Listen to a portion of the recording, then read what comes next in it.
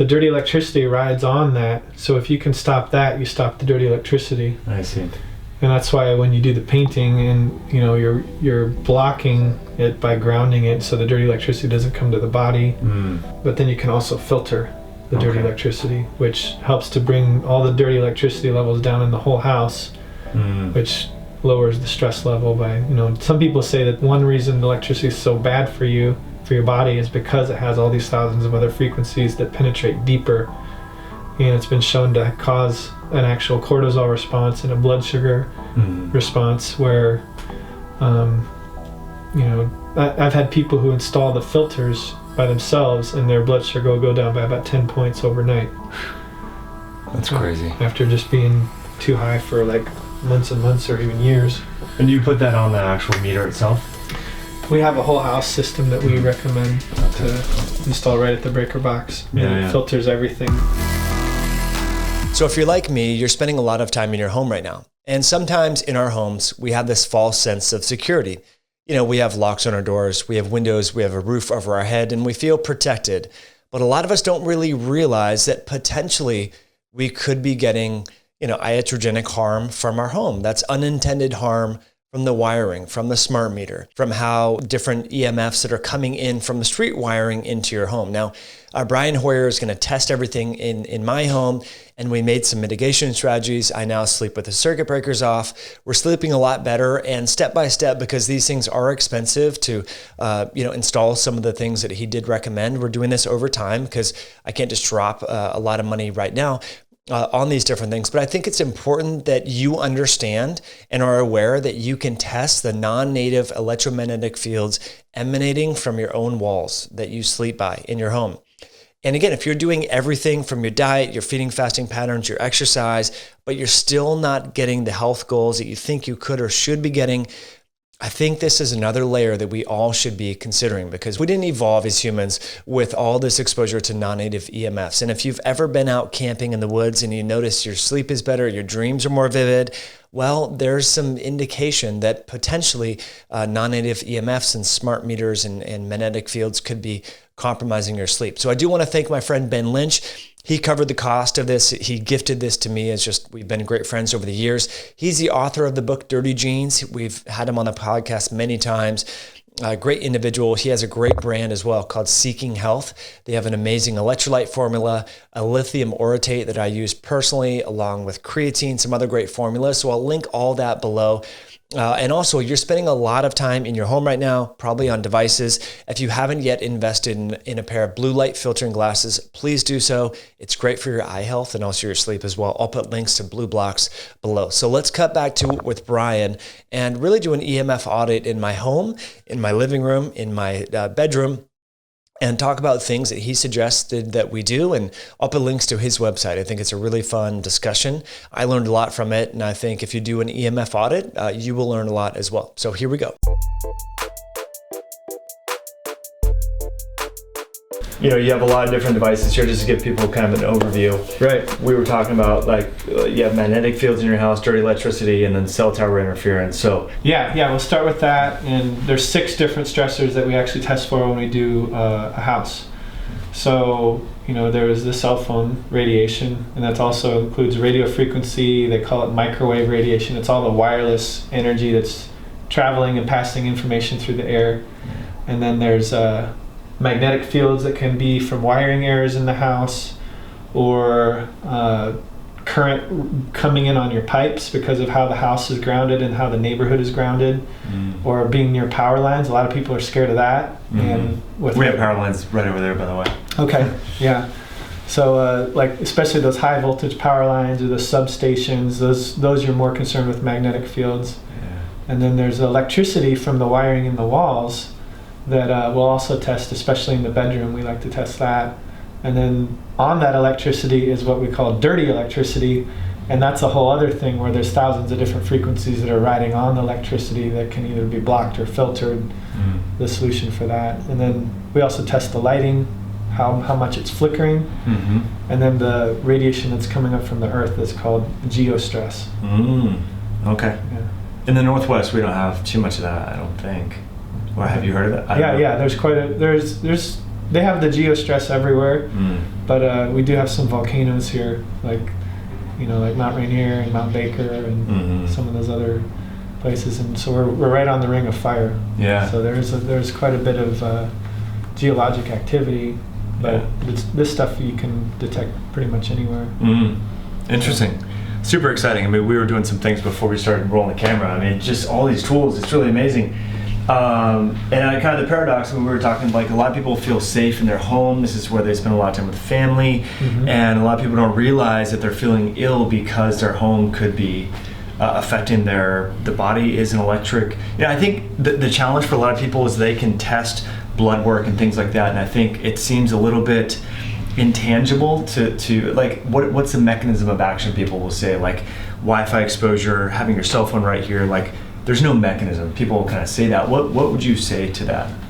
Well, I think that on the basics of everything, if we're talking about electricity, there's this pulsation that's happening that's a foreign frequency that we've never been exposed to as humans. And so you just think about the way that the electricity that we're most familiar with, like how it affects the body. Like how do we restart a heart? We pump voltage through the person's body. It contracts the heart muscle, and then the heart starts pumping again. Then there's those electrodes that you can put like on your muscles that cause involuntary muscle contractions, and it's voltage that's pulsing that causes your muscles to contract. So there's a physiological mechanism of this contraction where calcium is released and magnesium is supposed to relax. And we're surrounding ourselves with electricity in our bedrooms with all the wiring in the walls, and that's contracting our muscles on this low level all night long when we're sleeping. But our ancestors, they never had that. They didn't have electricity around them. So it'd be like you go camping and you pitch your tent, and then there's a plug-in right there, like an RV plug-in, and you're like, oh, I want to make this like my house. So you plug in a big extension cord, you start wrapping it all around your tent, underneath the tent and up around the top where the rain fly goes. And that's basically what we've created in our house, is an extension cord, all this electricity surrounding us. Yeah. And so that stuff is flowing through our bodies, and our cells, they actually have voltage-gated calcium ion channels. And when voltage goes over the cell membrane, it can signal calcium, or that gate to open up and calcium to flood into the cell. When that happens, when there's nitric oxide and superoxide present, which there is many times, it creates this free radical called peroxynitrite. And that is the mechanism of damage. That's been proven by research from Dr. Martin Paul out of Washington State University. So he's got a lot of papers out there on that. Yeah, so we know the mechanism of action now. It's just a matter of people understanding that there is a non-thermal, non-ionizing mechanism of action. It doesn't have to heat your tissue. So all these SAR ratings that we get for our cell phones, that doesn't really matter that much. There's still some thermal damage that can happen, but that's not the mechanism by which it does the most damage. It's actually this non-thermal effect of this non-ionizing radiation that causes this chronic inflammation due to oxidative stress. And if I recall, I mean, I haven't looked at my free radical biology in a long time, but peroxynitrite is like the kind of the king. I mean, it's really problematic. In addition to, I think, superoxide. I mean, those are the two pretty damaging free radical species, right? Yeah, definitely. Yeah, there's reactive oxygen species and reactive nitrogen species. Yeah.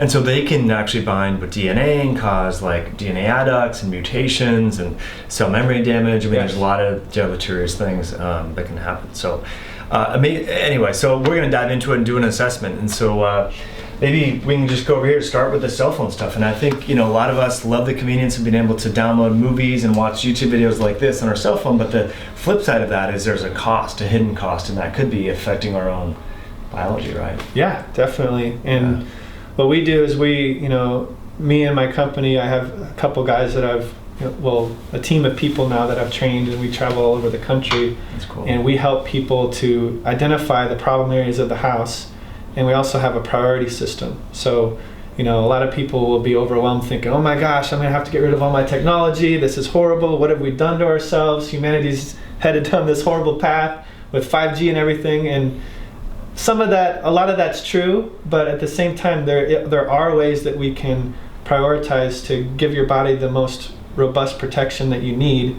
And we found this priority system of helping people to heal, especially while they sleep, while they detox, and while they eat. Anytime your body is supposed to be in this parasympathetic state, that is where we need to emphasize shielding ourselves from all stress, EMF stress and emotional stress and any kind of environmental stress that we're exposed to, because that's how you're going to optimally support the body in wakening up these dormant healing responses in order for us to repair, rejuvenate, and get ready for the next day, which our days are the thing that are supposed to be full of stress. Mm-hmm. You know? Such a good point. You know, so many people are on their cell phones when they're eating, right? And we just looked at a little device here that had Bluetooth on. I mean, it was just pinging the meter off the chart. So just like being on your computer and your cell phone, that can be sending signals to your body to drive the sympathetic tone. Yep. Everyone Everyone complains about, I'm constipated, I'm bloated, I have GI issues. Yep. It could be from something so simple that no one is talking about. Yeah. Wow. It's funny, like we're focused on gluten, we're vilifying carbohydrates, but it could be our behavior that we're, you know, in the really environment that we're eating that could be negatively affecting our GI tract. Yeah, yeah. It's it. You know, it's all those things that you mentioned. It's the glyphosate. It's all that stuff. But it's also the fact that we have this energetic stressor that has been shown to cause a leaky blood-brain barrier and causes inflammation in the brain, which also causes inflammation in the gut. And so it can cause leaky brain and leaky gut. And, you know, I started off as a nutritional therapy practitioner. Okay, yeah. And I had a practice in California. And when I first started implementing these solutions, I started to realize that people didn't need to stay on like a leaky gut supplementation for like 2 or 3 months. Like I didn't even have to put them on supplementation. I just had to shield their room and their body would heal on its own. And then the protocols started working better. You know, so cool. A lot of people, like, you work with them for a really long time and things aren't working, but then once I started implementing some of these solutions that we're going to talk about today, they started working, they started sticking, and we were able to move on and get over those speed bumps and those what seemed like insurmountable roadblocks, you know, when you're working with somebody on their health as a practitioner. So that's awesome. Yeah, it's very, very important. Just that, you know, we always talk about having an ancestral diet, eating more like our ancestors, nutrient-dense whole foods, and that's great. That's what you're putting into your body. But we also have to think about what we're putting our body into. Is that ancestral? And right now, it's not. You know, so as we explore this today, we'll see that all the sounds that you're going to hear, the flashing lights and everything, it's not normal. And it sounds stressful. And if it sounds stressful, it's energetically stressful to our nervous system, which is electrical. Yeah, it does sound, it's eerie. Yeah. It's like a scary movie. Yeah, let's flip it on here. Let's do it.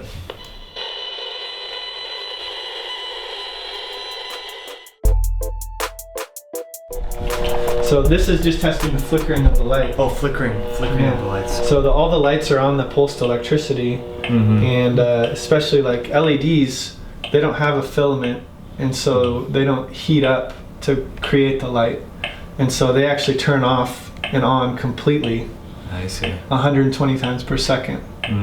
Whereas an incandescent bulb has a filament and it heats up, and then it's on the pulsed electricity, so it's getting the sparks of energy, of electricity to heat up the filament, and it cools down slightly, and that's what causes that buzz a little bit. But if it turns off completely, it's a much harder flicker. So the higher the wattage, the bulb, the less it cools down, and the less it'll flicker. And these are real low wattage, 20 or something. Yeah. So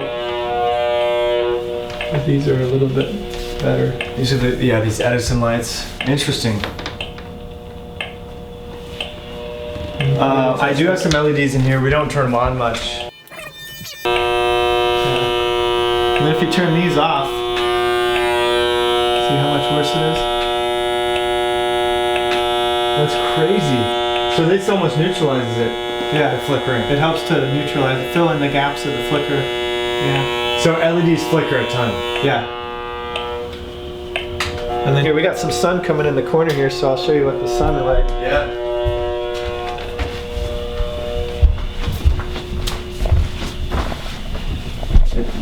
visualize it? Sunlight doesn't flicker at all. Wow. Oh, that's so incredible. Yeah. So it's like, this is what we're supposed to have. And then this is what we have. This is what we have. Even the good lights are still flickering some, you know. So a question for you. I mean, I wear these blue light blocking glasses. Will this help mitigate some of the flickering? No, they don't. They'll help mitigate some of the spectrum, but not the flicker. Yeah, the flicker you're still getting. And, you know, if you think about it, I always bring people back to that more ancestral perspective on everything. But when did our ancestors, when were they ever exposed to flicker? There's only a few times I can think of. It's like, it's really sunny out, you're running through the jungle chasing after, you know, hunting, or being chased by some big predator, and there's sunlight going through the trees. That would flicker. So you can see that like this. Wow. But even that is not nearly what we get. With this kind of stuff, right? And you're in a sympathetic state when you're running like that. So historically, our bodies have attributed, you know, having any kind of light flicker with a stress response. You know, it's funny, if I do computer work here and I'm editing a video like this, I used to think like this light was good because they're incandescent. I will be like stressed and I won't sleep well. Or if I'm even reading with this. Actually, check this out. You know what? I have my little headlamp. I want to test this out. I tell everyone to get one of these. I want to see if my recommendation's good. You know, it's a red light. I mean, yeah, it's on a battery. Yeah. So it's on a DC current, which doesn't flicker. The battery. Now, not everything that's on a battery is DC. Will do that. Some of the lights and the chips that they have in some of the lights, they'll actually create a flicker. This one doesn't. So this is a good one. Wow. So all your followers, get this. Tell them about this product. It's like $19, you know. But if you have to get up to go to the bathroom, read something, I'll just read in bed with this thing, and yeah, it's great. And then this is measuring the cell phone towers. We always do that in the bedroom. You know, we want this number to be below 100. Ideally below 50. But wow, it's so much stronger in this room compared to the living room. Yeah, it's I'm curious if I open the. So you have a good baseline. If I open the door, didn't move the needle much, did it? No, it's about the same. Wow. Yeah, there's no shielding effectiveness of the window or the door. Well, the window might. Yeah. Sometimes I'll have people replace their fiberglass screen with like a stainless steel screen. That helps a little bit. But this room would be really easy to paint. Yeah. And you just need 2 buckets for this room, so it'd be about $600 for the paint. Shielding paint. And then you would put the shielding fabric over the curtains. Eventually you'll have a door on there maybe, so you could paint the door, or you could just paint the whole closet in there. Yeah, maybe. Okay. Yeah. So I'll leave you with all those kind of recommendations and everything that you need. Yeah.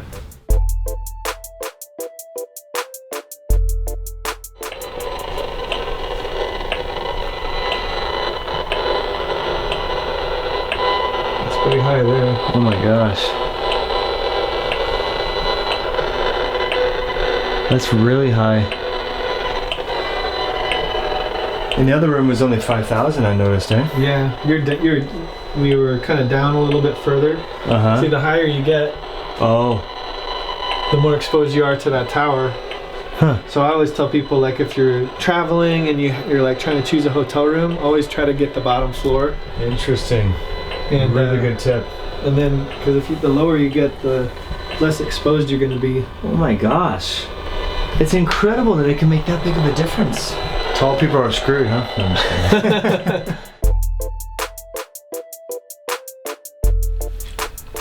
So this is just measuring the voltage, that's around. And in order to get an accurate reading, I have to ground my body. So I'm grounded to the electrical ground. And now I'm using this meter to detect and see if there's any So there's voltage in the wall. Is that on the high end? Yeah, it's pretty high. Yeah. I mean, that's gonna create a little bit of voltage on the bed here. Oh yeah.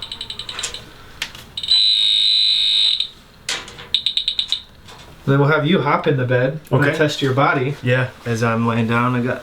Yep. All right. Let's just. There we go. I'm just gonna test your arm here. Okay.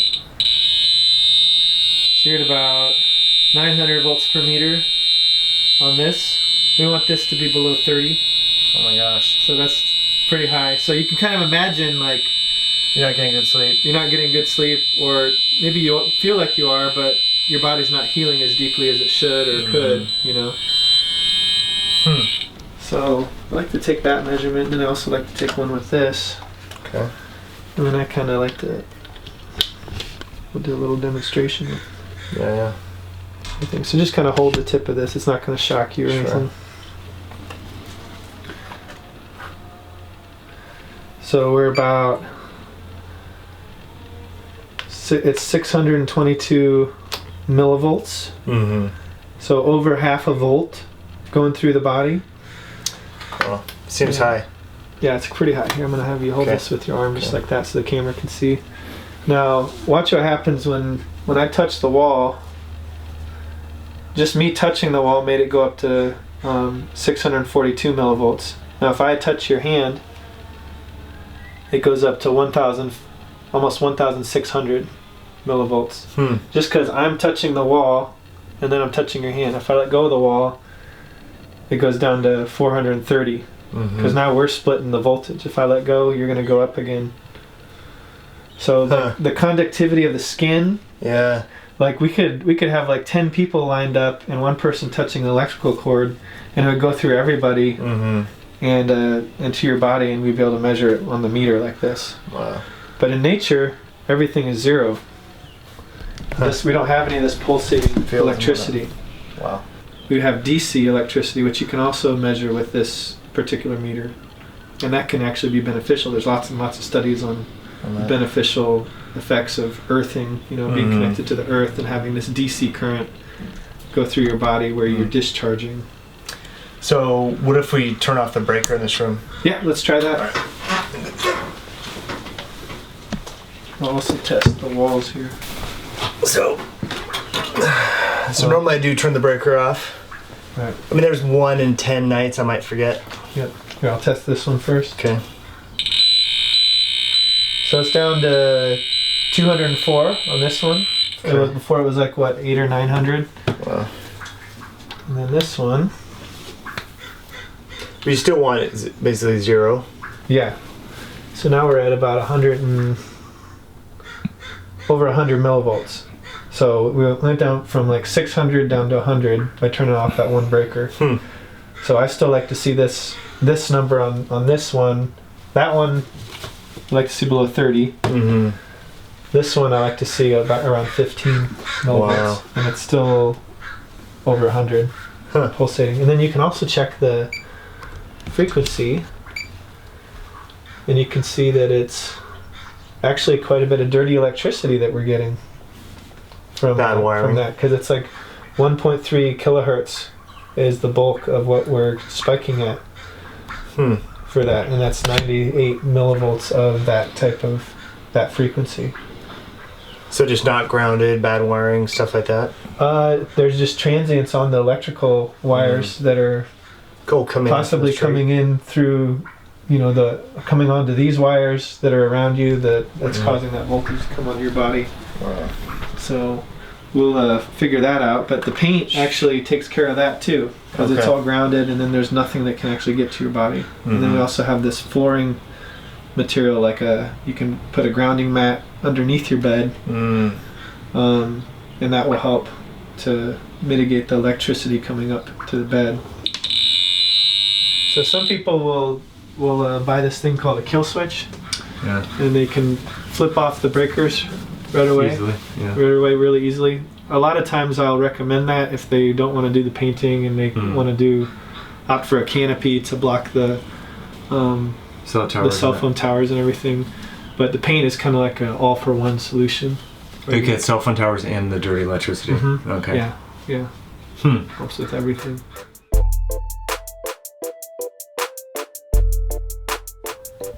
Want me to lie down, pretend to be a kiddo? Sure. All right. Let's see how good she's sleeping. All right. Time for bed, sweetheart. All right. Let me tell you a story. Wow. Pretty high. You know, she doesn't sleep that good in here, to be honest. I notice her eyes get poofy. She end up in your bed a lot? Yeah. She does. Yeah. So let's see. I'll test it with this other one too. Okay, and this was 4,000? That one was 1,300. Oh.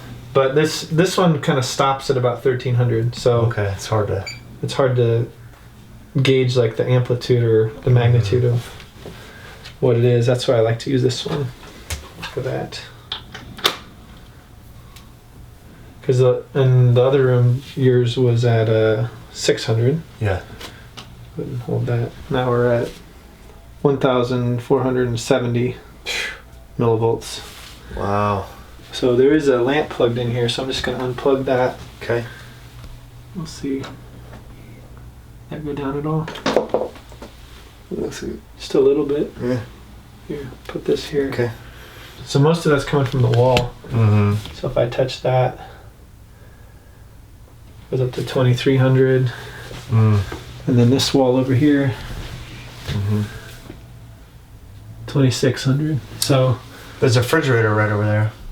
oh, there is? But it's not plugged into this, it's on a different circuit. Okay. I'd be worried about when it's running if it's producing a magnetic field. Mm-hmm. So we might need to open that up and see when it's running, is it Cranking. cranking out a magnetic field that's penetrating into here? But it's right on the other side of the wall? Yeah, I mean exactly. Okay. 3-4 feet. Yeah, so we do need to kind of take a detour and test that too. But I'll Okay. record these numbers, Sure. and if you want to, we can figure out a breaker for her room too. Let's do it, yeah. Yeah. I'll label it. So yeah, like 47. Was it 1,300 before? Mm-hmm. So is this considered manageable?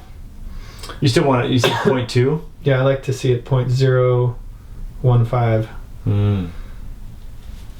So we still have So better, but we have some room for improvement. still have a way to go, yeah. Because we still have this much on the wall, and then see much better, but we still want that number below 30. Yeah.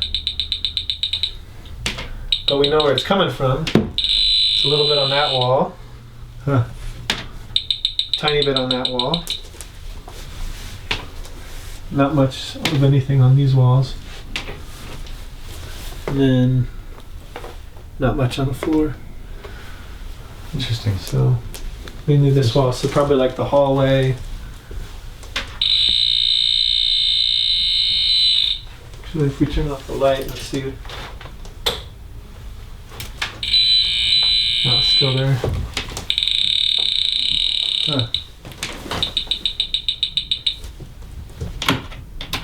That breaker's on. Yeah, we're still getting some voltage in there. So if we can find that and then we shut it off, then we'll probably get it down the rest of the way. So this isn't we're not testing dirty electricity now? It kind of is, but we're testing mostly the voltage, the 60 hertz. The dirty electricity rides on that, so if you can stop that, you stop the dirty electricity. I see. And that's why when you do the painting, and you're blocking it by grounding it, so the dirty electricity doesn't come to the body. And but then you can also filter the dirty electricity, which helps to bring all the dirty electricity levels down in the whole house, which lowers the stress level by, some people say that one reason electricity is so bad for your body is because it has all these thousands of other frequencies that penetrate deeper, and it's been shown to cause an actual cortisol response and a blood sugar response where I've had people who install the filters by themselves and their blood sugar will go down by about 10 points overnight. That's crazy. After just being too high for like months and months or even years.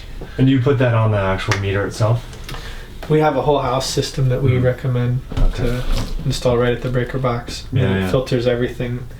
because these actually work really well for filtering specific circuits, but they're also pulling more energy through your whole house wiring. And so like it can raise magnetic fields slightly, and then especially around where they are. So if you have it near a bed, sometimes you can detect a magnetic field. But it's good to do both. Do the whole house filter and then have a few plugins to mitigate the rest of the way. Sometimes the whole house is enough, to do it. Yeah. To do the whole thing. You don't even need to plug those in.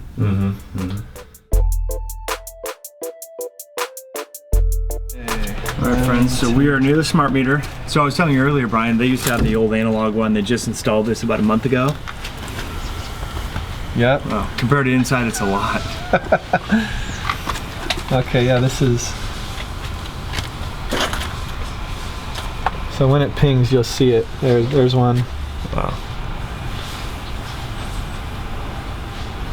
There's a neighbor. Neighbor. That's this one. Wow. So you can imagine being on the other side of the wall. I've had people who sleep on the other side of the wall from a smart meter, and it also has a magnetic field that it produces, and it's pulsing with this radio frequency, and then it's also creating dirty electricity that goes on the wiring of the entire house. So there's multiple things that are going on with the smart meter. The pulse is just one of them, and you can see that pulse there, and that's about, the middle is 910, so that one was about 915 megahertz pulse. Wow. Yeah. Seems like a big pulse. It is. Yeah. Compared to what it goes all the way up to the top. Yeah. Right? I mean, we're right next to it. Sure. So the further away you get, the less it's going to pulse, but I mean, still, it's like way up there. And there's some do-it-yourself kind of wrappings around this. Does that help? Yeah, it does. Yeah. You're completing the Faraday cage. The back of the meter is already metal. You can even see that there. Yeah. So that's blocking everything. We're actually getting a reflection right at my face right now from the pulse. So yeah, when you wrap, there's covers you can get. There's an aluminum foil. You can even wrap it in aluminum foil for now. Now, would that just point it more towards my neighbor essentially, or what does that do? We just block the whole thing. Okay. And it will dampen the signal enough that. It's not like the cell phone where it's going to try harder and harder. No. Okay. Yeah. And they make it so it only, to my knowledge, they make it so it only goes out with one strength of pulse. Now, being on this side of the wall is not that much. I explain it like it's a grenade of frequencies, like it's exploding in every direction. Yeah. And so, like if you were to think of it like a globe of light that's floating there, and you're blocking just this side, and if this was all light and you were on the other side, could you see the light emitting just because this part's blocked? You could. Yeah, right? you still would. Yeah. Makes sense. Huh. Now you can opt out, but it's a big pain in the butt. You were just recently doing that with a client, right? Yeah, she didn't even have it installed yet. I was doing an assessment at her house, and PSC shows up. They showed up while I was there testing. It's crazy. And they're like, "Hey, can we install this meter? We just need to turn the power off for a few minutes." And so she's like, "Brian, can you go without the power?" And I was like, "Well, what are they doing? They're upgrading." Okay. And then we found out that it was the smart meter, and then the guy was trying to convince her that it's all easy, it's all safe and easy, and that what she already has is a smart meter, and it wasn't. So I think a lot of them just don't know. Yeah. Give them the benefit of the doubt. Maybe some of them do know. I don't know, but. Yeah, it used to be this little dial that spun. Yeah, that's the analog. Yeah.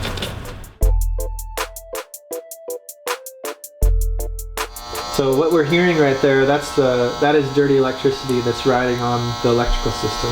So we have these two meters detect that, and this one has a speaker on it, and so it's plugged right into this power strip, which is plugged into the kitchen breaker circuit, and all of that energy is flowing through here, and it's this interference. It's different from what's on the 60 hertz.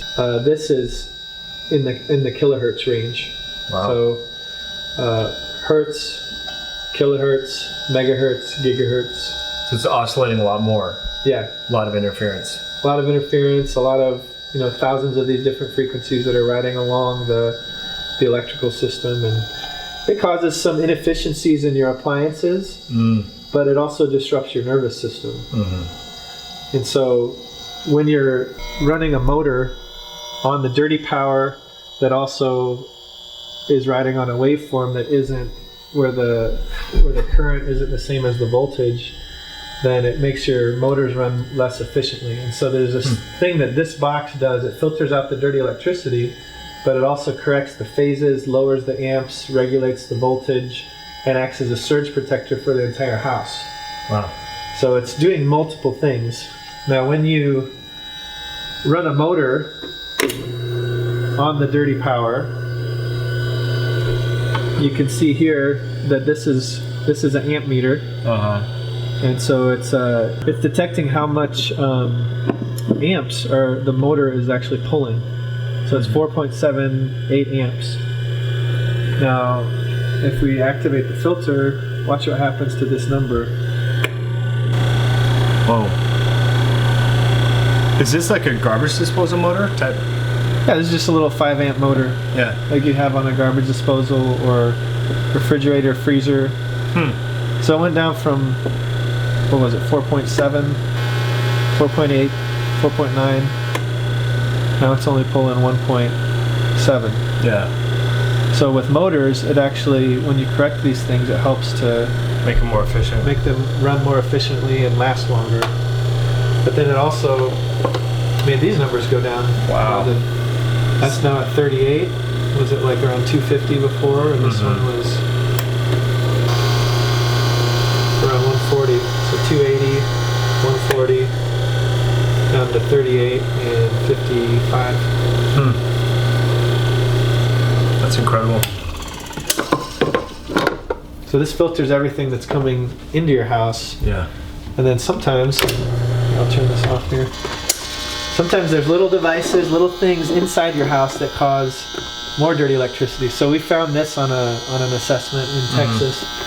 And so I bring this as a demonstration because when you plug this in. Oh my gosh. What is that? Is that like a toothbrush charger or something? It's a little flashlight charger. It's just monkeys with the whole thing. Yep. Take that out. And then this is one of our plug-in filters, so that's going to help filter out a lot of that. And then you can plug this in. So it'll correct for that. To that, and it'll make it so it doesn't go onto your electrical system. Basically, it filters it before it. So is that where you put outlets and other things on? You want to put on the filter? Yeah, you want a filter that ideally has a plug-in, so you can plug things in. If the things create dirty electricity, then you want a place to plug it into. Is that a green wave filter? This is a static, pure power. So the whole house box is a system for the whole house, and then they also have these plug-in units. By the same company? Yeah, same company makes them. These plug-in units are a little bit more expensive than the green waves, actually quite a bit more. But if you already have green waves, then those can be adequate. You can use those, and they can do similar things to this. This does a little bit more than that. Boxes installed. What does that look like, cost-wise?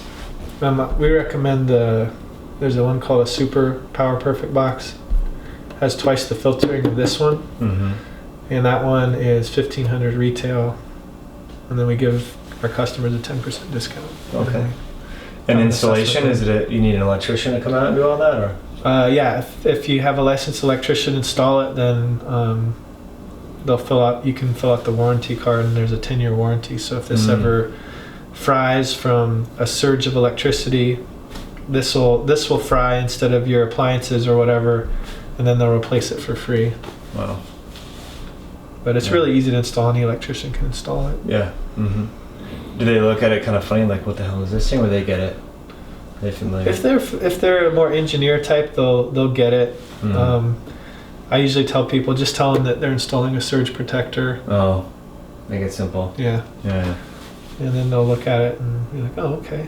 It's a surge protector. It's an energy management system. It's actually is doing something. You can measure it with an oscilloscope. You can measure it with these little meters. And some people will notice a significant reduction in their power bill by like anywhere from 5 to 12%. Wow. So over the course of a couple of years, it'll pay for itself. Yeah. Yeah. Mm-hmm. It's pretty cool. Yeah. Gosh, Brian, so much great info. I mean, I know you have to write up some things, but would this be kind of the extent of the kind of audit? Yeah. It's we still have to do some geopathic stress testing, which I like to rule out, and then but yeah, I write up a protocol for the whole house, and then we usually are recommending these when we find dirty electricity, which I haven't ever had a house that didn't have dirty electricity yet. Yeah. So, now if someone is like myself, right? So you're thinking, okay, so it's $1,500 for this, doing the paint is $600. What's like the attack? Pay off the highest interest rate card first. What's going to be the best ROI in terms of prioritizing? Right. Yeah. I like prioritizing the bedroom first for people.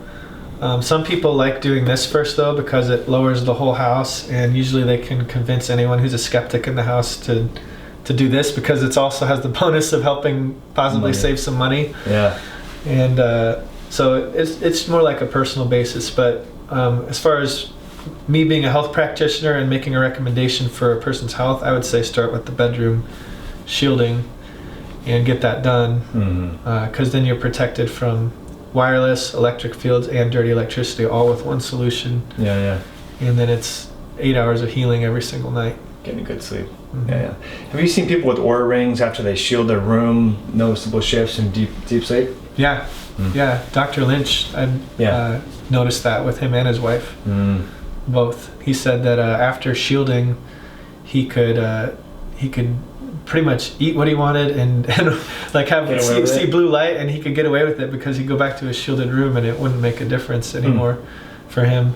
Not that you still need to do all that, but it makes a noticeable difference for people with Oura rings. And I'm actually starting to recommend that people get the Oura ring and test it before and after. Yeah, so they can see shielding. It for themselves. Yeah. So if you end up doing this, I would definitely want to hear. Because we've been tracking our sleep since 2016 with the Oura ring. So yeah, that'd be great. Like, you fly all over the place, right, to meet with people's homes. Yep. To meet with them and check out their home and all that sort of stuff. Do you also do businesses too? Like, because a lot of people are spending time in their business. Yeah, I do. I've done a lot of businesses in health clinics. Things for doctors and treatment rooms, chiropractors, massage therapists. Yeah. Do you see that commercial, like buildings, commercial real estate has similar problems as like residential, or? Commercial, sometimes it's a little bit different. Yeah, like the lighting is a big challenge. All the fluorescents. Yeah, a lot of them still are using fluorescents, or they have LEDs that flicker pretty bad. But a lot of the commercial buildings actually are better when it comes to electricity because they have shielded conduit. They have the metal conduit that's code for commercial buildings. And so the only time you're being exposed to electric fields is when you plug something in and bring it out from behind that shielded conduit. So like a lot of hotels are like that. So if you are staying at a hotel, a lot of times it'll have shielded conduit. All you have to do to get rid of the electricity is unplug everything in the room. And then you can sleep in a pretty neutral space as far as the electricity goes. For new construction, like that, office shed studio that you saw, would you do shielded conduits? Yeah. I mean, it probably doesn't add that much expense, does it? No, just flex conduit. You can buy it at Lowe's or Home Depot, and you just need to drill a little bit bigger holes in the studs, and then you just thread it through, and it's not really that hard. You could totally do it. You're a DIY guy. Yeah. So that's what you were kind of saying when you saw that construction project. Like, oh man, if you knew some of these things ahead of time, you could just do this shielded conduit. Yeah. Wow. All right. Good to know. But of course, with this box, you minimize that anyway. Probably wouldn't need to. Well, yeah, you'll minimize the damage of it, but the 60 hertz is still a pulsing type of field, and you want to get rid of that, so the conduit helps with that. I did my whole house in conduit. We were ripping out the drywall anyway, so I just like, let's That's just awesome. just redo it. We did the shielding paint too, which was a little overkill for Every the room? electric fields, every place. Yeah. But the house is awesome. That's cool. It feels really nice in there. Yeah, So. that's good. Really appreciate you coming out. If folks want to, link up with you, what's the best, online channel for that? Yeah, go into our website, shieldedhealing.com, and then we're on Facebook. We have this Facebook group called Shielded Healing for Beginners. Nice. And people can join that and sign on and ask any question they want. There's a lot of knowledgeable people in there. Sometimes I pop in and answer questions. And then I have a whole team of people that I've trained. 3 guys that are fully trained and 2 guys that are still in training. And we travel all over the United States. And we've had requests for overseas too, but we haven't gotten there yet. Yeah, oh my gosh. I mean, that's probably a different can of worms, right? With the frequencies of the electricity and the different appliances. And Yeah. that'd be kind of a fun learning experience, if nothing else. Yeah, we'd have to get a bunch of adapters, I think. Yeah, plugging all this sort of stuff in. Yeah, Sam and I went to the UK about a year and a half ago, and like we thought we got all the right adapters. They were all wrong, so we had to it's a pain in the butt. So we had it's tough, but anyway. Man, really appreciate this. This was amazing. Hope you guys enjoyed it. I know there's a lot of skepticism, as we talked about earlier, like what's the mechanism and all that, and I think people just need to realize that there's practitioners out there that are very educated. They're recommending these tools, these mitigation strategies, shielding strategies, and getting amazing results. And so it's going to be probably 10 years before there's randomized placebo-controlled trials, if ever, to like look at this, right? I mean, who knows? But that doesn't mean we shouldn't act now, right? Yeah. There's a lot of research out there already that shows the biologic effects and things like that, but as we know, there's a lot of problems with the way that we're doing studies and variables that are not accounted for and that sort of thing. So what I'd really like to see is somebody do a study in like before and after with a shielded room. Yeah, sleeping, because then you're addressing everything, not just one thing. A lot of the studies that are out there, they had a National Toxicology Program study that was sanctioned by the FDA, and it was looking for cancer and showed a direct correlation with cancer in these rats. The conclusion was radio frequencies cause cancer in rats, and it, no implications for humans. That was the emphasis, but they were just testing one frequency. We're exposed to thousands of frequencies, and we're not just looking for cancer. We're also looking for other things, like how's your sleep, how's your energy levels, what are your thyroid levels look like, and there's so many other things to look at besides just one thing, which most studies are just looking for one outcome to see if it affects this one thing. Are you diseased or not? Do you have this or not? But to ask people a multitude of questions afterwards and get those double-blind studies done, I think that would be huge. That would be really cool if somebody was able to design a study like that. That'd be impressive. Yeah. Amazing. All right, friends, hope you enjoyed this content. I'll be following the comment bar below as well, and I'll send that over to Brian. So appreciate you tuning in. Hope you have an awesome day. Catch you on the next video.